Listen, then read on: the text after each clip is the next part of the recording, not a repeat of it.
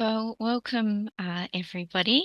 It's great to have you with us this evening for tonight's webinar. And hello to those of you who might be watching this as a recording later as well.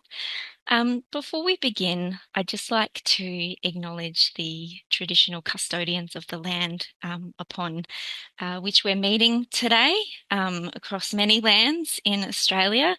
I'm on the Kaurna lands in Adelaide and just like to pay my respects to the elders past, present and emerging, and just acknowledge that deep connection that the Kaurna people have to this land and the importance of that to the mental health and well-being of Aboriginal and Torres Strait Islander children and families. So my name is Nicole Rollbusch, and I'll be moderating tonight's session. I'm a practice development officer with Emerging Minds, and it's my great pleasure to be joined by our fantastic panel this evening. So we have Fiona, our child and family partner, Alicia, AOD Specialist Family Violence Advisor and AOD Family Counsellor, and Dr. Suzie Hudson, Clinical Advisor for the Centre for Alcohol and Other Drugs. It's really great to have the three of you here. I just wanted to introduce each of you to our participants today. So, Fiona, I might throw to you first. What was it about this webinar that was important to you to be a part of it? You're just on mute there. Sorry. All good. I want to help sorry. I want to help use my story to help others. The help wasn't there for me when I needed it. It was the only help I had was the library book, and I feel today there's so much resources for like this, for example, and I just want to share my story and hope that it helps. Okay. Yeah, it's fantastic to have you with us, and yeah, your generosity in sharing your experiences to help others. So yeah, thanks for being here. What about you, Suzie? Why was it important for you to be part of this? Oh, look, it's really important for me to be part of this. I've been working in the alcohol and the drug sector for over 25 years, and I'm extremely passionate, particularly about combating the stigma and discrimination that people who may be using alcohol and other drugs experience, and particularly those who are parents who want to love and care for their children. And so I feel like there's a real opportunity to continue to remind everybody about their role in this work and to build their confidence to lean in and really provide that support. So it's a pleasure to be here. Great, thanks. Thanks, Suzie. Yeah, it's great to have your experience here with us as well. And what about for you, Alicia? What was it about tonight that was important for you? Yeah, a bit of a blend of both what Fiona and Suzie have said. So, yeah, I've been working in the AOD and mental health services for many years. I also have my own lived experience of addiction, um, and now working as a family therapist in the AOD space. So these topics are real convergence of my personal and professional experiences. Um, Similar to Fiona, yeah, I found myself, pregnant while managing addiction over 20 years ago. And I was also on a pilot pharmacotherapy program at the time, which is part of the reason I was healthy enough to conceive. And I guess for me, it was terrifying. There were so many questions and worries and fears. But the messaging I got from the health services I was interacting with was, if we're not talking about your baby, that's actually good because it means we're not reporting on you to child protection. Um, and yet there's so many conversations that it feels like it would have been really helpful to have. So for me, this webinar is really about kind of how do we support parents in the middle. They're somewhere between, everything's fine and we don't need to be talking about this, to we're making a report to Child Protection. And there's so much more lovely work we can do in that middle space. Yeah. Yeah, fantastic. Yeah, as you say, really important conversations, and really grateful that you're here sharing your experience as well from that sort of that dual lens that you're bringing tonight. So yeah, thanks for being here, Alicia. It's great to have you. So yes, welcome to the three of you. Really looking forward to this discussion with you all tonight. So through tonight's panel discussion, and we'll have a Q&A as well, we're really aiming to support practitioners who are working with parents who use substances across a variety of settings, to introduce conversations with them about their children's wellbeing. And this is the first of two webinars on parental substance use and child-focused practice. So I'll tell you a little bit more about our second webinar at the end of this one. And you would have seen the learning outcomes for this webinar already. So I won't go over them in great detail, but here they are. And just to say, I think, yeah, the panel will do a fantastic job of meeting these learning outcomes for you. So as I mentioned, we'll start tonight with our panel discussion, followed by the live Q&A session.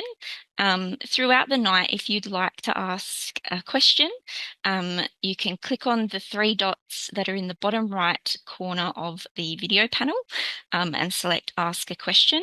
And I'll keep an eye on those throughout the night, and we'll get an opportunity to look at some of those a bit later.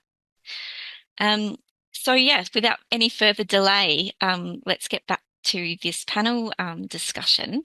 I wanted to start by opening it up to the three of you around, the reason we're here. Why is it important to talk about children's wellbeing with parents who use substances? What difference can it make for both children and parents? I might start with you, Suzie, if you're happy to jump in. Absolutely, Nicole. Look, I think there's a couple of things there. One is that we know that being a parent can be really challenging for us, and so I think one of the things that's so beautiful about the opportunities that we bring the child into the conversation as early as we can, because apart from the challenges, we know that children can be a real catalyst for change.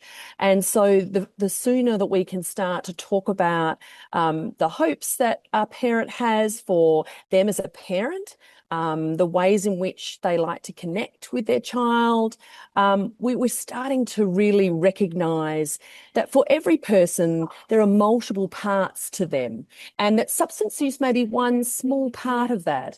And so by really starting those conversations early, we recognise the sort of wholeness of that person. And we start very early on to challenge perhaps thoughts they may have about themselves, about their ability to parent, and what we start to focus on is some of the strengths that they might bring to this situation.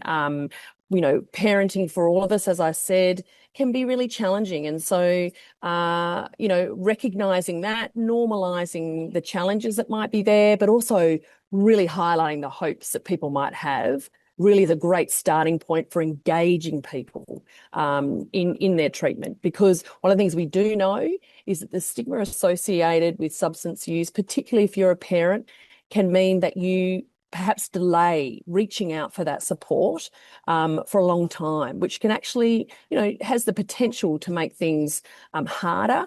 And so what we really want to do is start those conversations early with lots of focus on strengths and hope that then really perhaps enable people not only to reach out in the first place, but to stay engaged for as long as possible. Yeah, that's fantastic. Thanks, Suzie. And what about for you, Fiona? Why is it important for practitioners to be having these conversations with parents? You're just on mute again, Fiona. Sorry, All good. very new to this stuff. Talking to parents about their children helps open up conversations, helps you start to work with the parent. There was no help in my days. I just closed shop. I was not going to mention anything because I'd lose my children. So nowadays, there's so much help, there's so much support, there's so much ways that services can be connected. And if you look at a person holistically, exactly what Suzie was just saying, I wasn't just a drug user. I had mental health issues. I had domestic violence issues going on.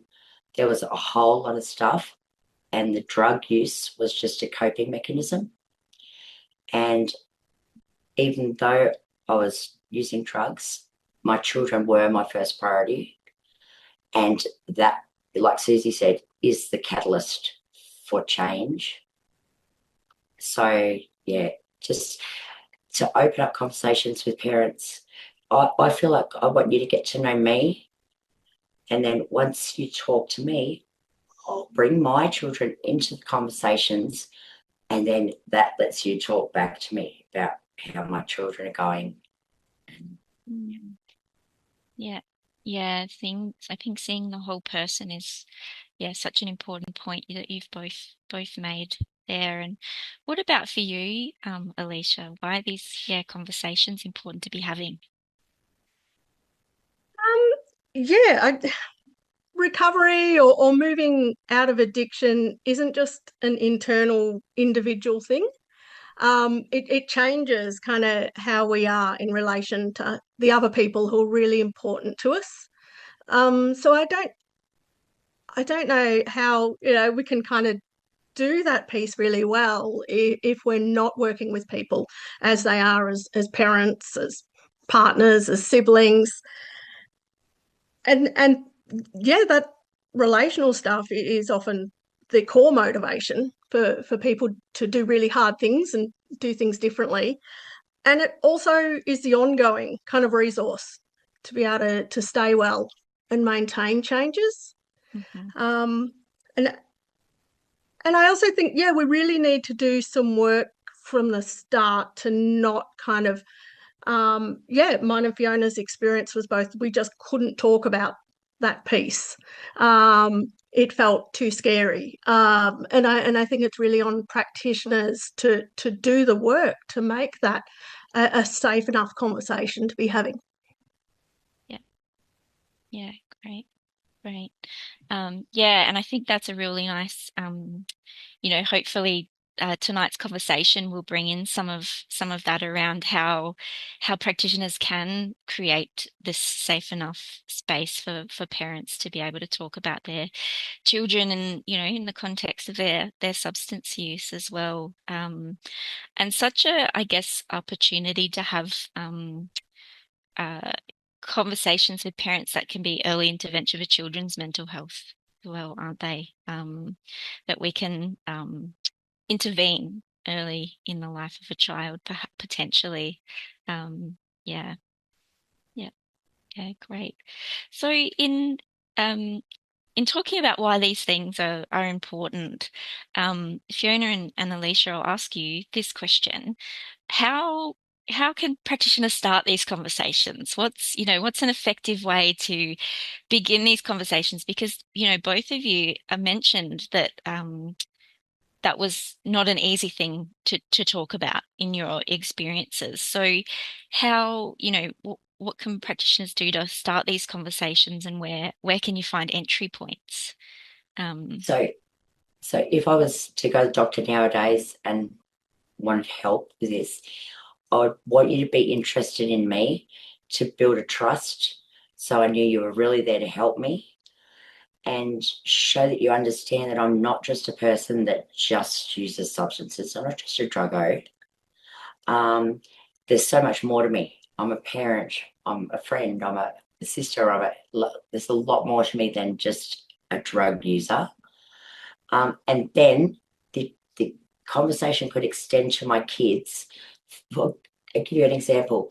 If I said, I'm really thinking about giving up smoking cigarettes because I want to be healthier and spend more time with my kids, then you could say, oh, what do you like to do with your kids? And the conversation's open. And then from then on, you're talking. It feels like not so scary because you're not going, oh, and how are your kids going because you're using drugs? You're just finding out in general, oh, wow, you want to be healthier? Oh, what do your kids know? And then you're talking to me about me, not just directly about my kids, because it feels scary. Yeah. I love that, Fiona. That really makes sense. Yeah. Thank you. Yeah, not normalize just talking about children and parenting challenges, because all parents have parenting challenges. And it might be your clients using substances, but that's actually not the biggest worry for their children. There might be, there's going to be other stuff going on that they're worried about. And also, yeah, like Fiona mentioned, assume there's really good stuff happening in the family and ask about that. And that's probably a good place to start. What works well in their family? What are they proud of when they're thinking about their kids? What would their kids say? They do really well in their family. Yeah, when you've kind of built up a bit of a picture of what works well, then they might be able to move on to the conversation about, well, what would, the kids like to be a little bit different, or how would someone like to be a bit of a different parent? Yeah. Yeah. So both of you sort of speaking from that real strengths-based kind of perspective, and exploring the things that are going well and not necessarily just jumping straight into what's not going well, what's going wrong.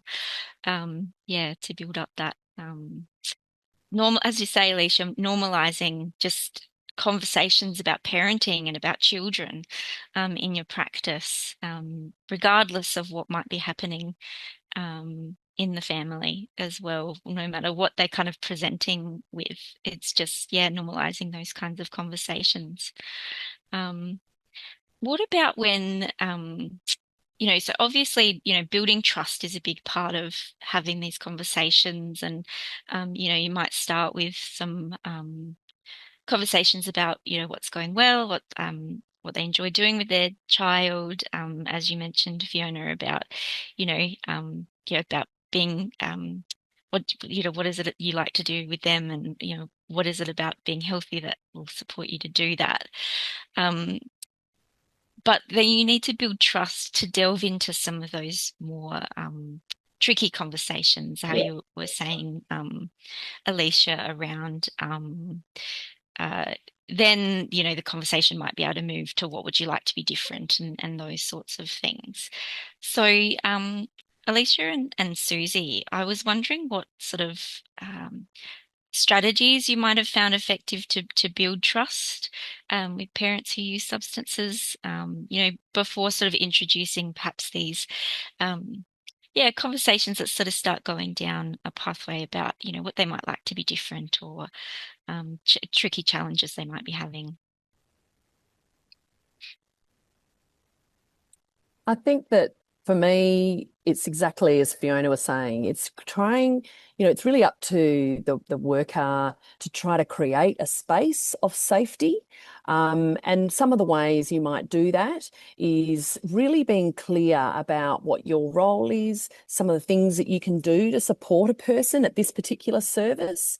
You might talk with them a little bit about what, if they're there for the first time, you might offer them a glass of water. You might let them know that as we're perhaps unpacking or exploring what brings them here today, you might invite them to understand what that process might look like, that you might be asking some sensitive questions, but that you can ask them and we can come back to them if you're not ready to answer them right now.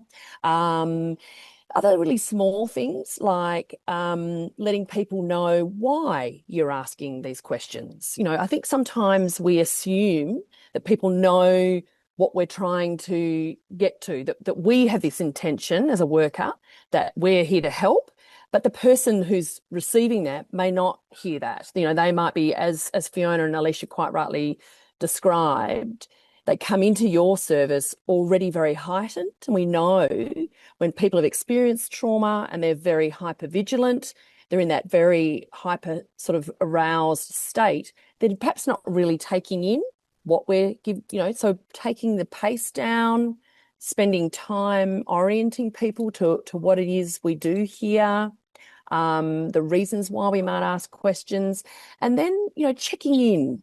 You know, how's it going for you? Would you like to take a break? And really, I suppose, you know, acknowledging the courage it's taken for them to walk through the door. I think that doesn't happen often enough.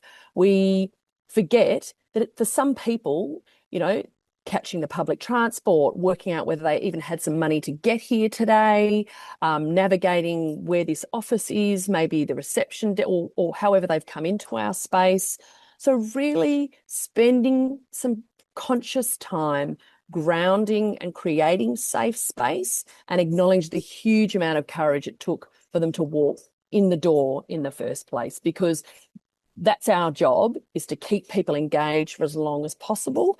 And we, with our own physical selves and our own manner, can create those safe spaces. So that's really where I would encourage everybody to start before we expect from people that they will indeed trust us and want to talk openly about what's happening in their lives. Yeah, thanks, Suzie. What about for you, Alicia? How do you sort of establish trust? Yeah, I guess it's so working in an AOD service, I think it's developing a really good kind of collaborative understanding with someone about their substance use in context will allow you then to go to the next piece, which might be about exploring what that then means for their parenting and their children. But if you jump straight to how their substance use affects their children, you're not going to get the buy-in. Because, yeah, if you're working with a client and they think that you are starting to get, you know, how their substance use problem developed, you know, what function it played, what problem it might have been solving at some point. If you can kind of really understand that in context, then you'll be able to go to the other piece about how then might this be affecting other people they care about. And I think to do that well too, you really need to look at your own bias around substance use, really be really considerate and thoughtful about language. I know when I was at my most unwell, I would have used really disparaging terms for myself and my own substance use. And so I'd suggest don't match that with clients. Actually challenge their own internalized stigma. And that will build up their own capacity to be a bit more compassionate about kind of what's happening for them. Yeah, I couldn't agree more, Alicia. I think we can be very quick to jump to all the substance use. What's the problem with that? And I agree with you wholeheartedly. I think we have to be respectful and curious enough to ask, what role does the substance use play in your life? And it might change over time. But in many cases, for people, perhaps who've been parented by people themselves who might have had some challenges with substance use, you know, it might be something that's been part of their life for a long, long time, and that they perceive it to be actually that's something that helps me. It helps me regulate myself to manage some of the things that might be going on as a parent. And I think that curiosity and respect, stepping back from that judgmental language, quite rightly, as Alicia has said, is so important, because it really it opens the door to some actual conversations rather than shutting them down. Yeah, fantastic. And one of the things that comes up a lot as a bit of a barrier to these conversations is mandatory reporting and child protection, and, you know, having those obligations as a as a practitioner and how that sort of can get in the way of these conversations. And it's just sort of it sort of got me thinking about, that coming alongside and those sorts of things that you're describing, Alicia and Suzie, to establish that trust. But knowing that practitioners have these obligations, that's part of the job. It's something that's always going to be part of it. But you also need to support the client and have these conversations. And so how can practitioners balance that, maintaining trust, but also meeting those obligations that they have? And Fiona, I might throw to you to start us off with that one. What can practitioners do? Build the trust, build the rapport. Remember stories I've told you about my kids, and about, if I come in the next time and you remember that my kids play soccer, for example, then you're interested in me, you're interested in my kids, you remembered. So sorry, I just blanked. Okay. Sorry. That's all good. Thanks, Alicia. That's a really good point, though, Fiona. It's about being strengths based. It might be that, yes, as a worker you need to make a report, but how can you also report on the protective stuff and the stuff that's going well, and even giving someone as much choice as you can in that. Would they like to report with you? What else would they like child protection to know? What do they think the family needs? So be as collaborative as you can, given you're making a decision that the client is not going to be choosing for you to make. And I think another piece in this is be really clear about your obligations around reporting and what is it you are reporting. Because substance use in the home is a risk factor. It is not a cause of child harm. So if you're really clear yourself about how you're making this decision, that there is risk of significant harm that you need to report, then it's going to be easier for you to explain to your clients how you make these decisions and how you actually are making these decisions because of risk of harm to a child, not just because of the presence of substance use in that family. Yeah, I totally agree, Alicia. I think it's that thing of being really clear and transparent about what your role is, but also being, that reflection that you mentioned earlier, Alicia, on ourselves and our own bias about what we believe, and challenging some of that, because you're exactly right. Substance use in and of itself is not about not good enough parenting, absolutely. And I think it's also leveraging off the fact that this person is connected to you, a service, and really highlighting that they do have this desire to want, potentially to want some things to be different or to get the support they need. And so that's the starting point. And so then you're able to really talk about, what it is you can offer them. What is it that you could do as a worker and a service to support them to reach those goals so that they can feel more confident or feel like they are being the best parent they could possibly be. And so I think, I think sometimes the hesitancy and the lack of transparency by a worker can do a lot of damage, because, a lot of people who come through the door, they're aware of what may or may not occur.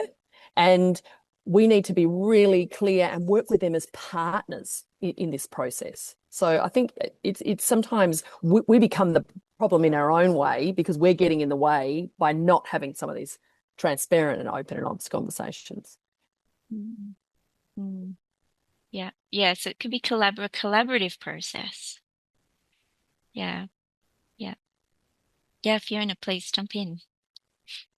Yeah, I would just want people to look at me holistically.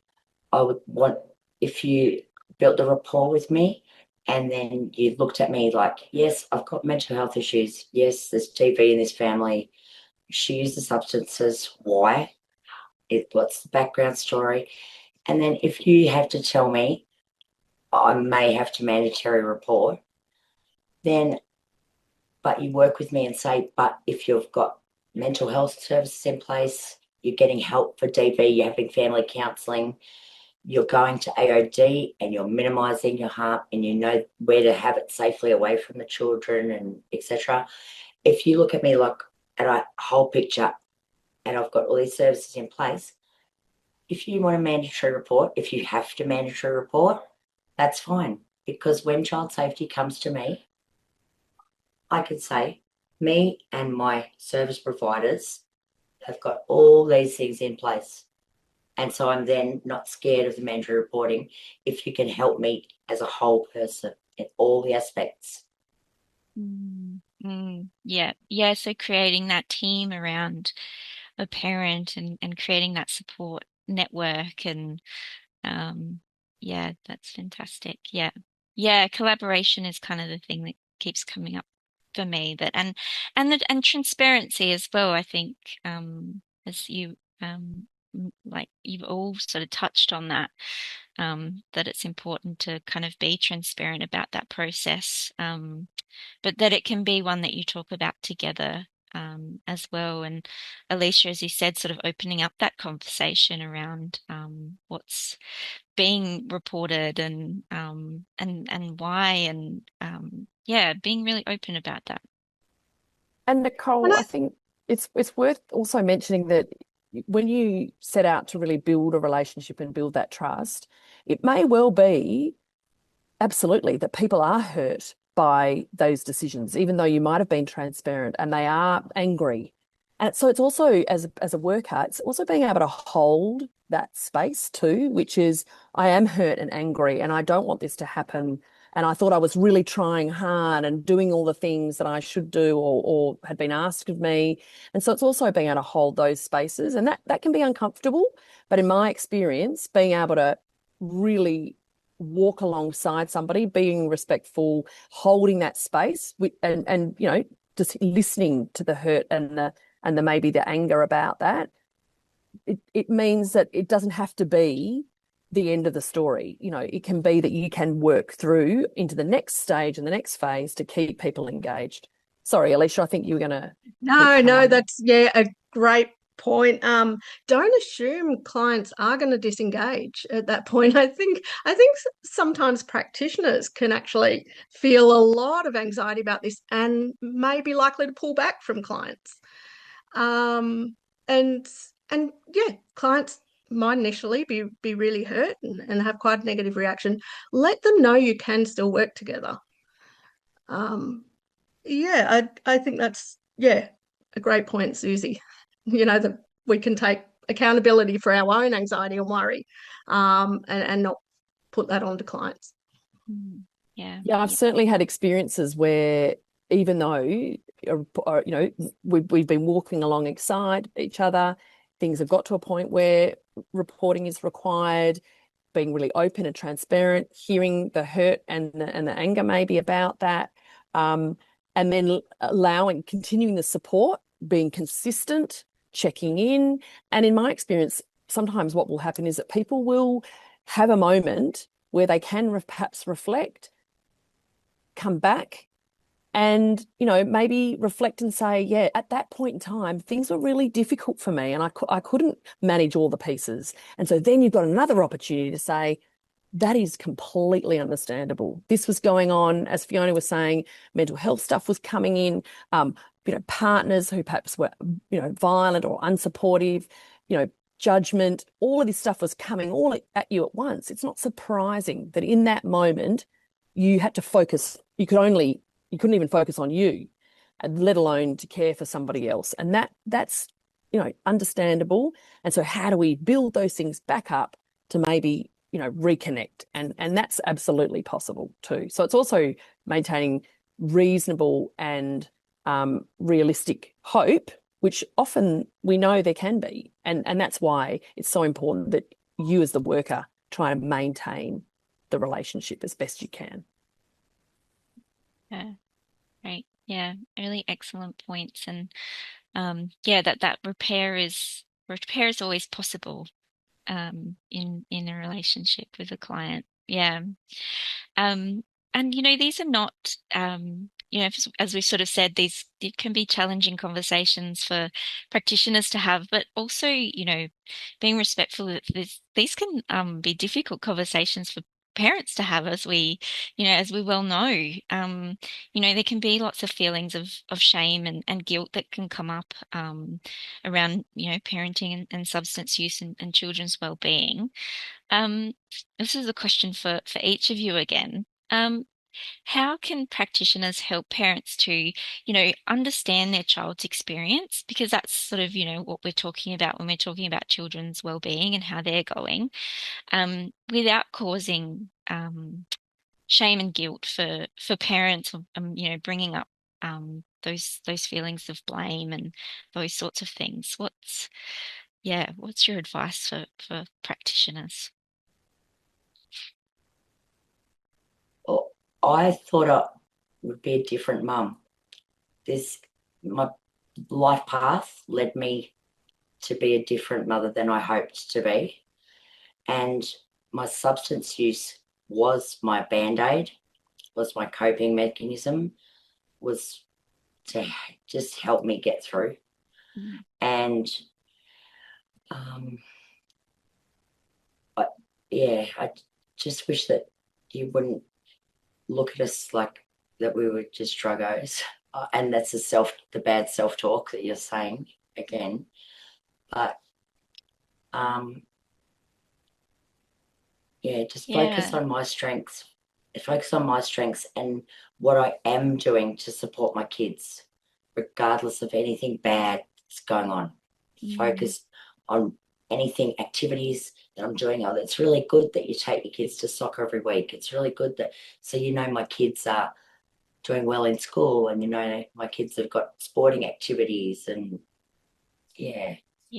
Yeah. And as you said, Fiona, that shift in perspective of there's a parent sitting in front of you who wants to be a good parent, and I think that's something that you and I have sort of spoken about before. And as you were mentioning, like this is, you have really strong value about being a good mum and being there for your kids, and it was really important for you to be able to take them to soccer and all of these things. And yeah, it can be a really important part of the conversation. Yeah. Yeah. It's a tricky piece, isn't it? The shame and guilt piece. And I think partly acknowledge that shame might be present and it doesn't mean anyone's chosen it or caused it. But shame can come around because of stigma, gendered expectations around parenting, cultural expectations. We know that being shame prone itself is a risk factor for using substances to cope with that. So it might be sitting there underneath anyway. So I think it's about, not being scared to have a conversation about shame. And also really normalizing guilt. I don't know a parent in the world who doesn't have guilt, who doesn't have things they wish they had done differently. So parenting guilt, really normal human thing. Doesn't have to be all wrapped up in the substance use. There's lots of things to be guilty about as a parent. Totally, Alicia. Great point. I think that idea of, I think it came to me quite late in the piece about good enough parenting. So I think some of that normalizing too is helpful. Many of us, we came to be parents. No one gave us a book on how to do it, and we still don't really know what we're doing. We just make it up as we go along. Doesn't matter how much, therapy you've had or where you've come from. We just do the best that we can with what we have at the time. And I think exactly as Alicia and Fiona says, looking at the strengths, recognizing that actually, children are very resilient. And that doesn't mean that we don't need to show them care. But what it does mean is some of those things like consistency, and Fiona, taking your kids to soccer, that consistent thing if that's the one thing that you can do, that's fantastic. And actually, kids and young people, that consistency of certain activities or creating space where you can connect, even if it's for shorter periods of time, all of these things can be grown as well. So as a clinician, or as a worker, you're trying to look, and that's why, as Fiona's saying, you need to think of the whole person. Your job is to find those little kernels of strength or ability and say, okay, you know how you do that. And so when it's a time that you might use, that's when you contact, that great care or that great neighbour who sometimes looks after the kids, and you take a bit of a break, a bit of time out. And that means that when you're with them, perhaps you're more able to be present. I think the other thing that can sometimes be missing is that, as I said, we didn't get a book. No one told us necessarily how to parent. And if we didn't have that opportunity from our own caregivers, it's also helping people to understand, child development, some of those really simple things that I didn't know about until someone described them to me, about how children might be thinking at different stages of their life. And so that helps equip people to go, okay. So if when my child is getting very distressed, if I try and, speak really calmly, or I take a bit of a time out myself for a moment and then come back to it, all these things that every parent, not just people who use substances, but every parent can really benefit from, is some of these strategies. And so that's the other thing that we can help with, is really not only normalising, but also equipping people with some of the skills that can really help them, and then providing reinforcement and affirmation that they can do this. They might do it in other places in their world, and it might work just as beautifully for their interactions with a child. Yeah.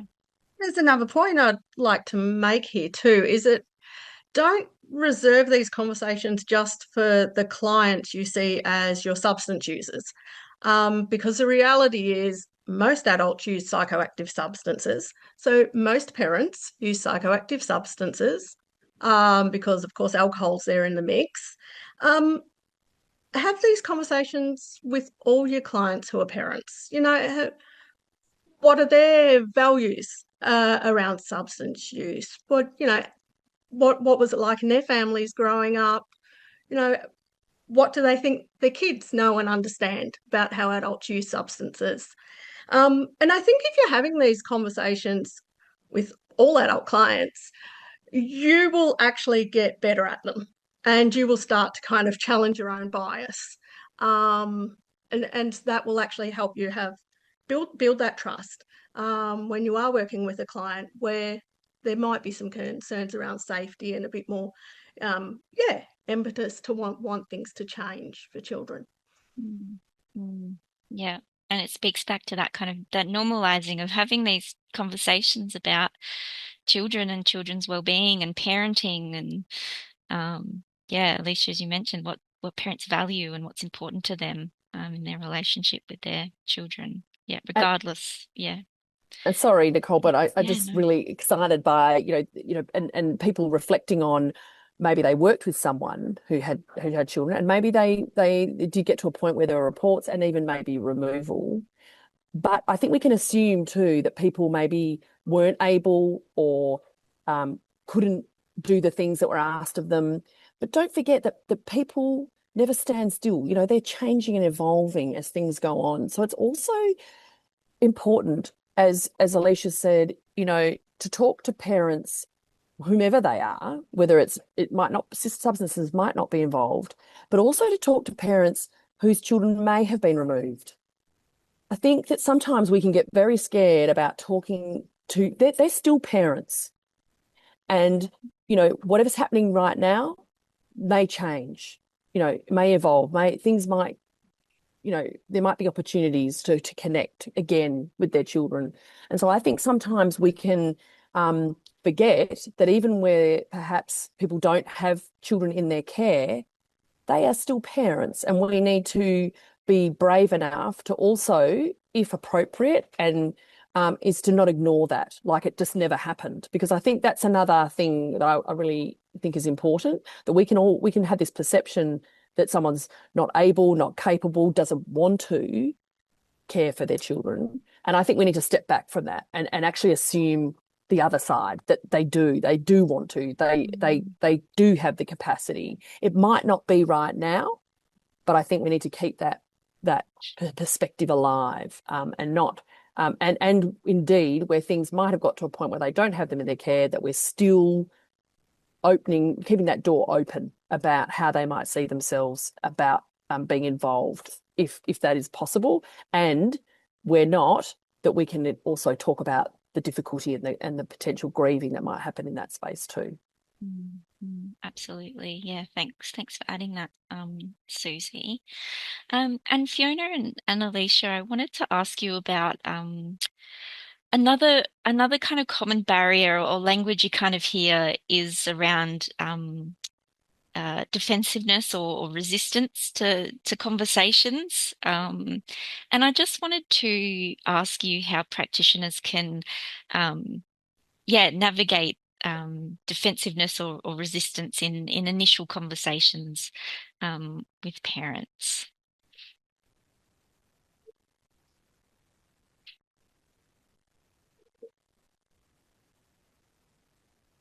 I'm happy to start there. So I mean, I think defensiveness is quite protective, and especially against maybe a sense of hopelessness, or that nothing can help. So it makes sense to be quite defensive and resistant if you're feeling that way. And I think this is where doing the work around kind of, trying to build towards and celebrate really small wins, and helping clients understand that for children, small changes in the family can actually have huge ripple effects. It doesn't have to be kind of, all or nothing.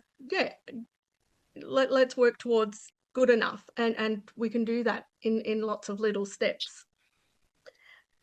And I think it's also about not expecting trust, or automatically, or it's not a safe space for someone just because you told them it's a safe space. So how do you negotiate what's going to be a good enough level of trust to start the work? Yeah, right. That for you, Yes. Fiona? Yeah, for me, it's understand that the parents is being protective. They're not actually being defensive or resistant. They're paranoid. It's too hard to speak, too scary to lose your kids. I lied my way through my life. I lied to police, to anyone, the doctors, anyone, because if I told, that was it, my kids were going to be gone.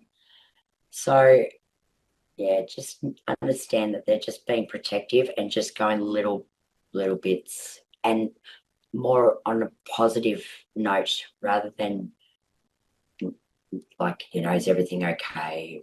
Like, just like, oh, I'm glad to hear everything's okay. Yeah.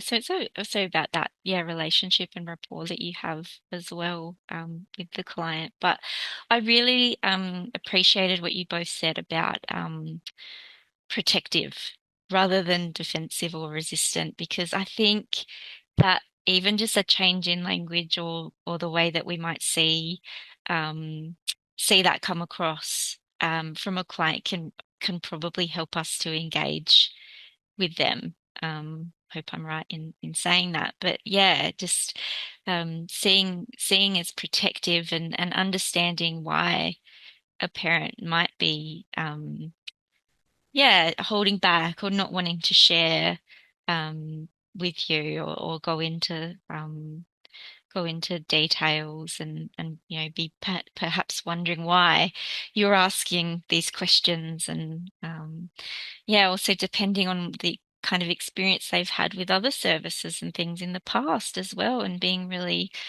aware that they may be expecting much of the same when they come to a new service. So I think, just being aware of that too, that can be, it's about protecting and, so that's quite a nice sort of reframe, I think, to keep in mind. Yeah. And for you, Suzie and Alicia, is there, is there a particular example that you have from your practice where, you may have had these conversations and you've, seen some sort of positive change or been able to have this conversation with parents that sort of opened up, a new understanding for them and feel like, but still, feeling supported and able to, potentially make change. Yeah, definitely. Lots of really good opportunities. And I think the first thing I'll say is being really open to feedback and learning all the time. Because you know what? You can get it really wrong, and that's life. But it's about asking and checking in with people about, hey, did I get that right or wrong? So I suppose first thing I would say is when things have gone ultimately really positively in having these conversations with parents who may be using substances, it's because I've had to learn. I've been open to learning along the way and making mistakes, but being able to check in with people and hear from them how I could do better. And so one of the examples that I'll give really talks a little bit to and reflects a little bit of one of the questions that have been asked is around working alongside Aboriginal clients, Aboriginal people. And I think what I've learned is, and particularly in a couple of cases that I'm thinking of, is again, it's about your own cultural awareness as a non-Aboriginal person. It was really important for me not just to be able to do things in this particular space and having some of these understandings, but it was about how I connected with the places that I worked and lived with First Nations or Aboriginal people in that space and place. So both things need to sort of happen in my experience, where it's not just this expectation that because I might have some skills around interpersonal skills or what have you, or being respectful, that's enough. And so sometimes it's about building trust within Aboriginal communities, that people know that you do what you say you're going to do and you follow through and you're transparent and you're honest. I think laying those foundations in a particular case that I'm thinking of really assisted. And then also collaborating. So not doing this work on your own and knowing when perhaps it's better for someone else to lead that work. But at the same time, not automatically, in the case of Aboriginal people, assuming that all the clients, I'm just going to put that on to, Aboriginal workforce, that what can we do to work better together? And so in this particular case I'm thinking of, it was about having built that trust in community. So people felt like, okay, that there could be some open conversations. But also it was about honouring Aboriginal ways of knowing, being and doing in their own places and spaces, and not making judgments or bias or checking my own bias about what I knew or understood about that. But at the same time, really working, again, as we've said all through this evening, in a collaborative way. So that is walking alongside someone, checking in with them. What do they think is important? What sort of parent do they want? Tell me about that. Educate me about what that looks like. And in the end, it was really a positive outcome because we spoke early. There was the building of some of that trust and real time and effort put into that. But also noting that at times respite was needed, that people in the people that I'm thinking of as parents needed some additional supports wrapped around them. And sometimes perverse outcomes can happen. And that is that we start to say, well, you would be better off if you're on this medication, or we think that you should be going along to this group. But then suddenly what you've done is you've taken them away from community, perhaps. Like, well, you need to go to a residential rehabilitation service right now. Now, that may seem like the answer, and sometimes our child protection services automatically assume that people are better off being popped somewhere else, and sometimes they are.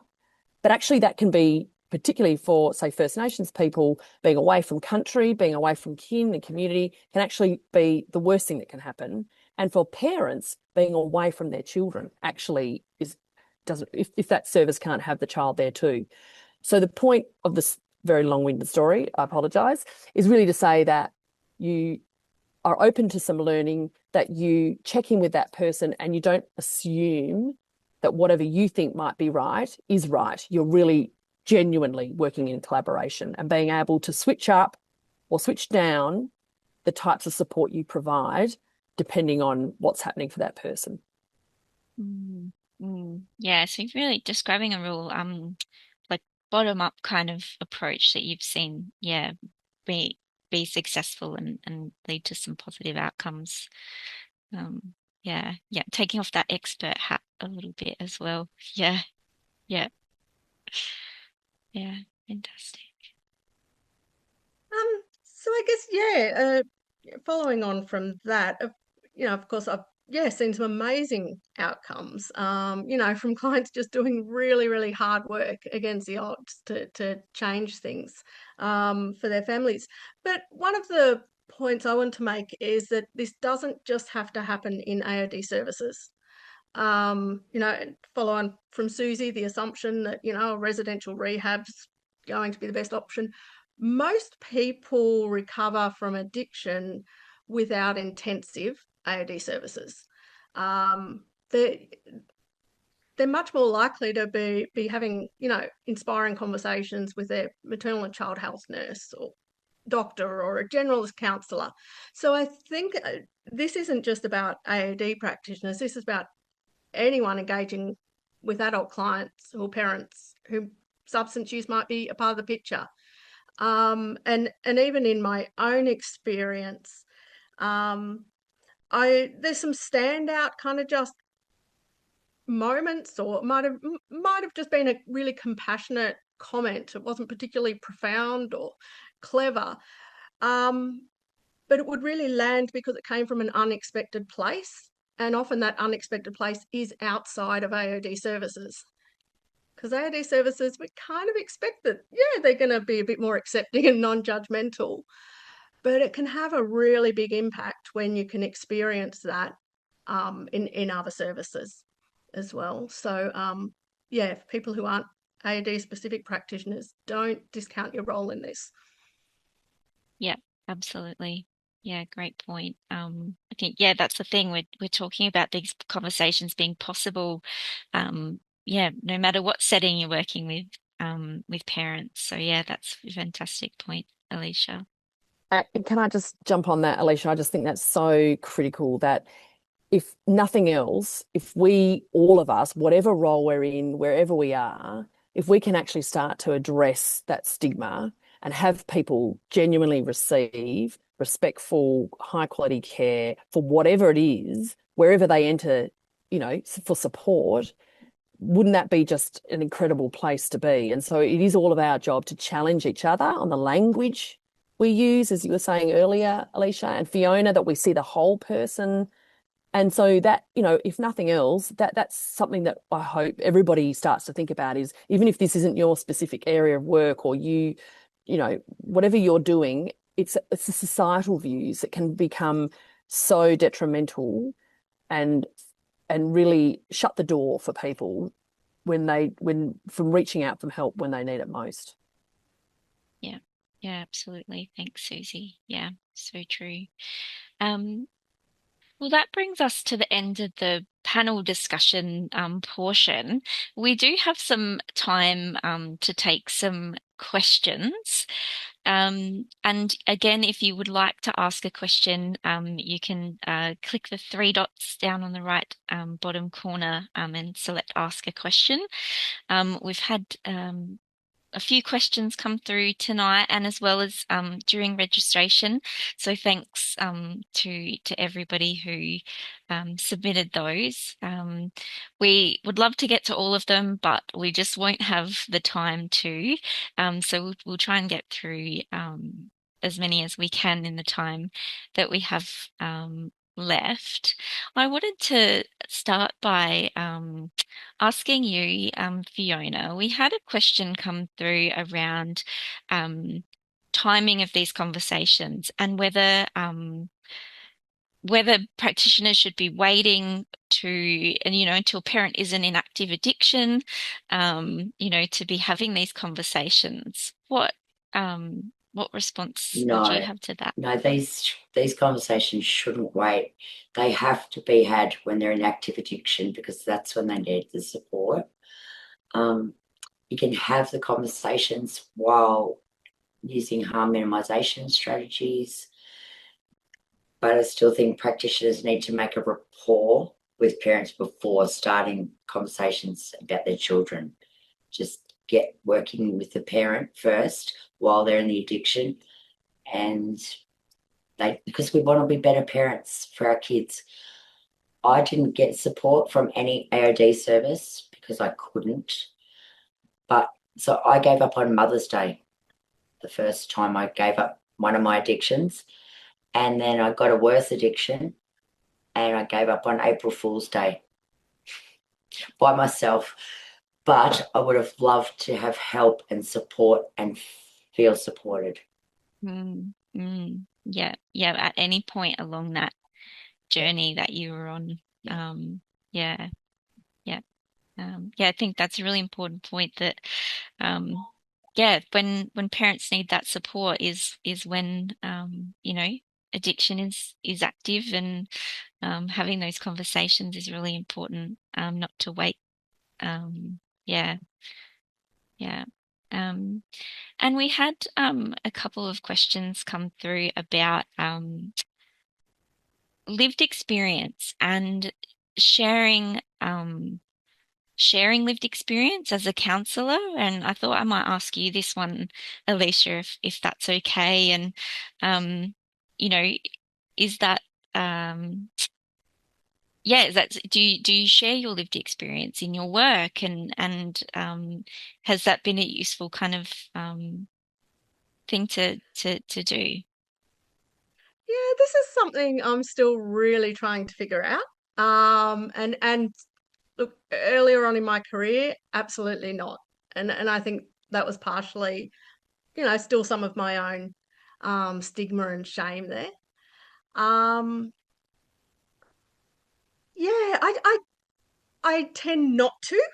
Um, but I feel like it's just infused through the work.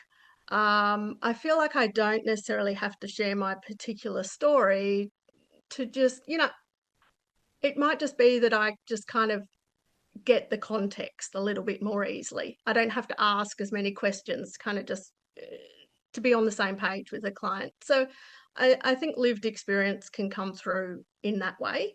Um, but it can also be that my lived experience, my journey is too different from theirs to be that useful. And that's actually not what they're needing from me.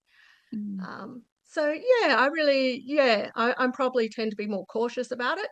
And I'm not a lived experience practitioner. So someone in a lived experience role with their framework and their understanding about how to use that is going to be way better at it than me. So I tend to stick to what I've been trained to do because they'll do that better. I think that's a really important distinction, isn't it, around the role that you might sit in, and there's a huge space for peer work in this area, and such a important role that peer workers can take on.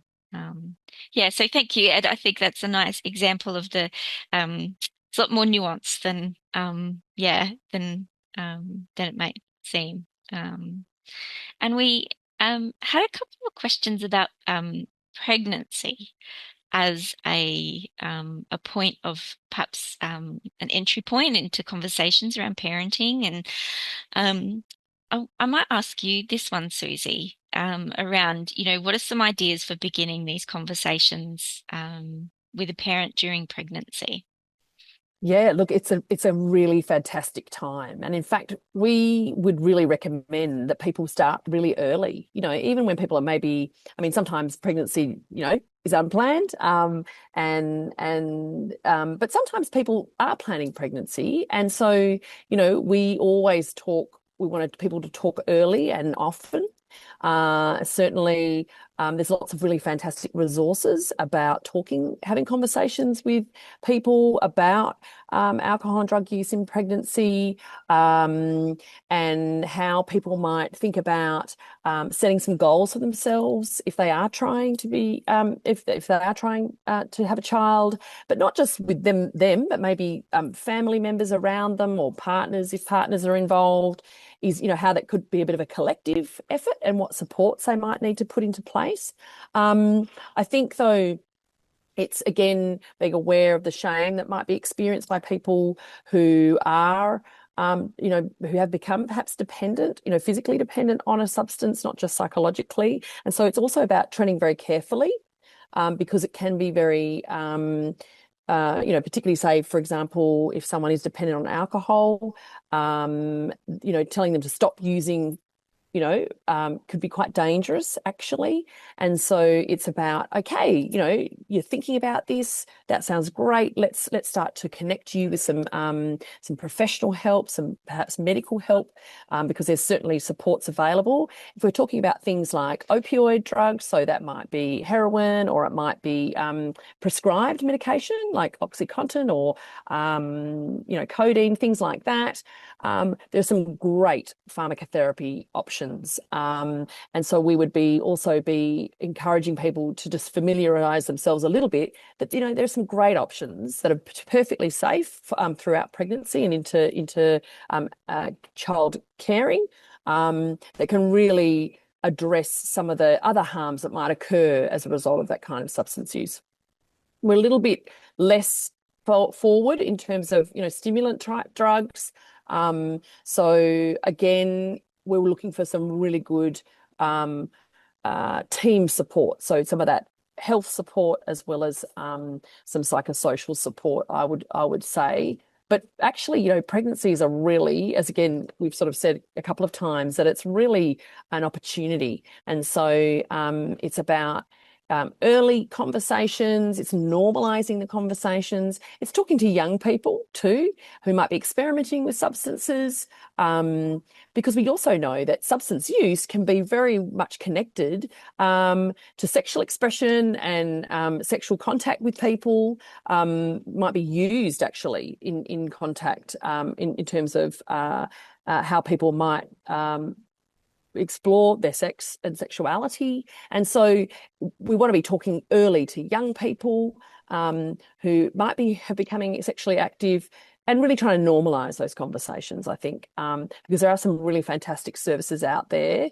that we would recommend, things like substance use in pregnancy services. And these are fabulous workers who are very supportive and have some really great strategies for medically and psychosocially supporting a person through their pregnancy, should they be using different substances. Yeah, great. Thank you. Thanks, Suzie. And I think we've got time for one more question, I think, before we have to start wrapping up. And I wanted to ask if there are any particular screening tools or assessments that people can integrate into their assessment process that could support them to have these conversations. One that I would really highly recommend is actually been produced by the Menzies Centre, and it's actually been Aboriginal-led, and it's excellent for Aboriginal and non-Aboriginal people. And it's a series of sort of a lot of brochures that are yarning about alcohol in pregnancy and yarning about other substances. And it really uses things like the Audit C, which is a short survey that helps people to determine where their risk might be in terms of alcohol use in particular.